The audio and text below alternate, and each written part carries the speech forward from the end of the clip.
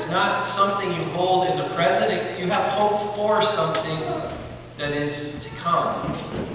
You know, in confirmation, we start every day by going with something called rosebud thorn. Rose is something good that has happened. Thorn is something bad that has happened.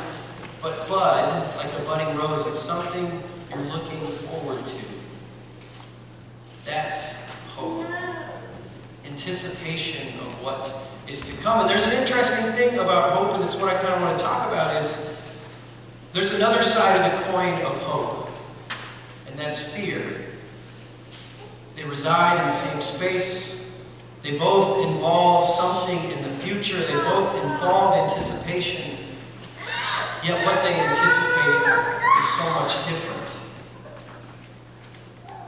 So what does Isaiah, our first reading, say about hope? In the story we get Isaiah speaking what God has spoken to him of a hope of what the earth would be like when all people and nations actually flow through God. It's a futuristic look at what would it be like if the whole world, like a stream, flowed through God for judgment, arbitration, how to live. And so we get this promise that life doesn't have swords, it doesn't have spears, it has plowshares, it has pruning hooks. We all become farmers, growers, not soldiers in a war. And so the message of hope we get from Isaiah is right there at the end. O house of Jacob, come let us walk in the light of the Lord. On top of this promise of what it would look like if the whole world flowed through God, we get a little bit of a question. Please let me be the one who walks in the light of the Lord.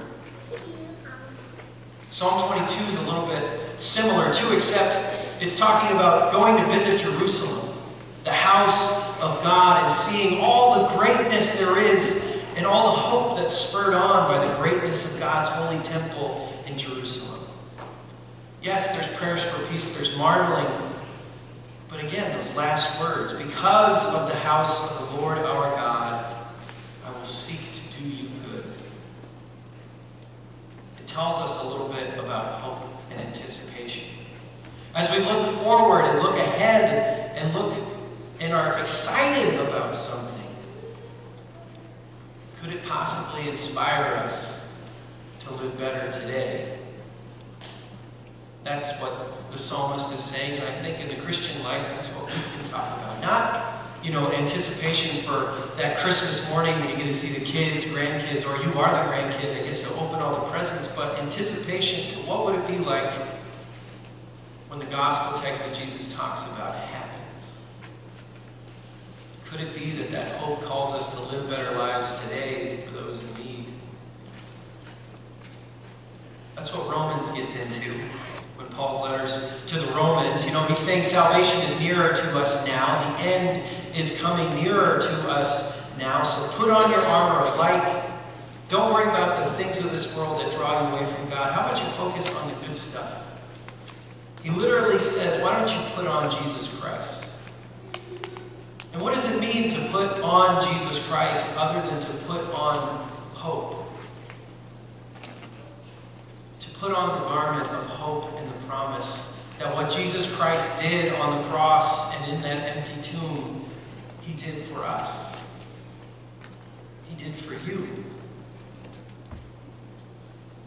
So instead, if the end is near, instead of fear, anticipating the bad consequences of what could happen, we have a chance at hope.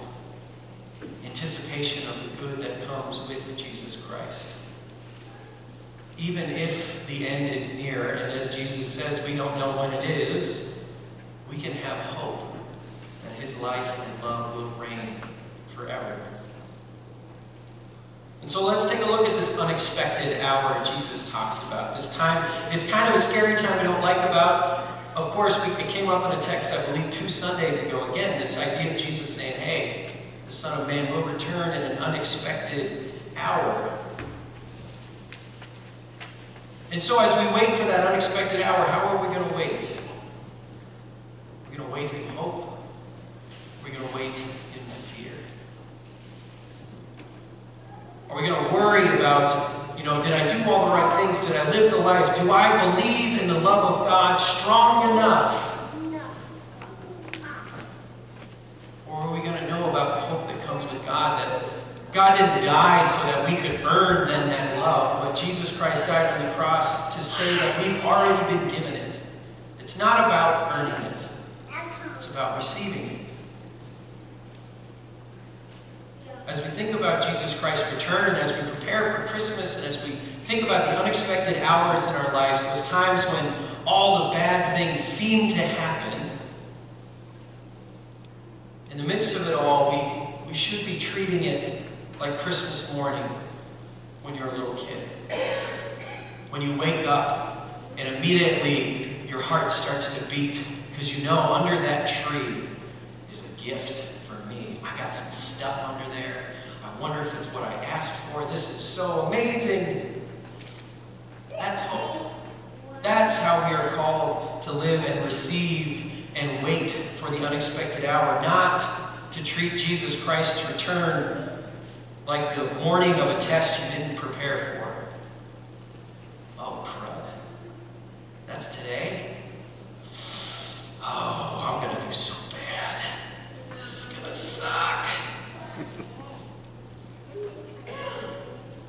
No, that's fear.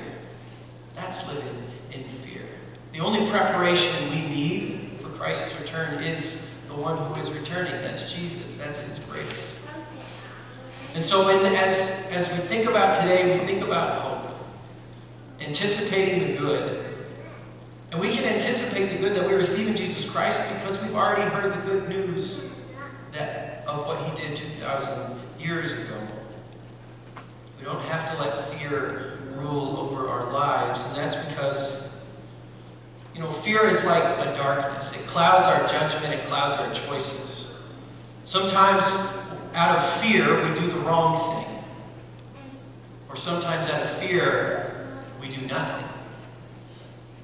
Think of how much of your life opportunities you missed because of fear of consequences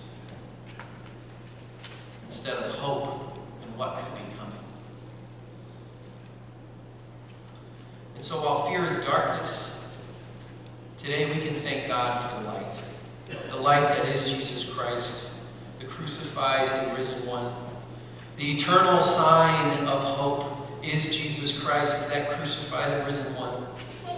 May the hope that we find in Jesus Christ be our armor of light. May it calm any storm brewing in and around you. And may it keep you prepared. May you know that Jesus Christ is the only preparation you need as we anticipate for the good that Jesus will provide for us tomorrow. Amen.